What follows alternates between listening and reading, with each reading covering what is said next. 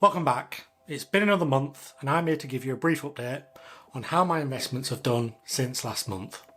Since last month, we've received some macro data as well as some Tesla related data, which I'll reflect on and give my thoughts in this video right now. I'll first show you how Tesla as a stock has fared over the course of November. So, starting November at just a tad under $228, the stock price dropped 26% over the course of the month to $168 before climbing back up to $196, ending the month around 14.5% down. The key Tesla related news in November and early December were better than expected China numbers for both exports and production over the first 2 months of this quarter, potentially shedding some positive news on Q4 production and delivery numbers, which could be higher than the 430,000 deliveries that analysts are expecting when we get those numbers 2nd or 3rd of January. Tesla also unveiled and delivered the first semi-trucks to Pepsi on the 1st of December, which increases the TAM, the total addressable market, that Tesla now operate in. We don't know how many sales were made or what the selling price was, but it's a start. They're now delivering in the semi-market.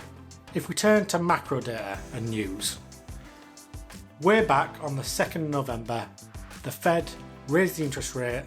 By then, they factored in 75 basis points or 0.75% in plain English. Since then, we've received some positive news in terms of inflation potentially and hopefully subsiding, and now retreating over the next couple of months.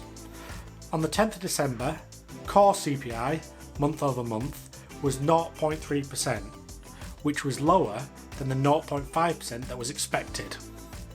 This meant that the year over year number was 7.7%, albeit still higher than the 2.5% that's being aimed at. It was lower than the 8% that was expected at that moment in time.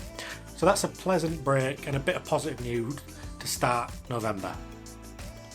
A few days later, on the 15th of November, PPI came in at 0.2%, which was less than the 0.4% that was expected. Good news, another thumbs up. This potentially started the market rally which we saw between the middle and the end of November. On the 1st of December, we received the core PCE month over month number. This is the number which is the main bit of data the Fed are using, among all the others that they get, to determine the state of inflation and what they're going to do in terms of up and coming interest rate hikes. This came in at 0.2%, lower than the 0.3% that was forecast. What I personally think this means is we'll see a 50 basis point, 0.5% in plain English, on the 13th of December when the Fed next release the next rate increases. But it also opens the door for a pause or a couple of 0.25% point increases in both January and February before holding the interest rate at 5% at the end of February for a couple of months and seeing where we get to.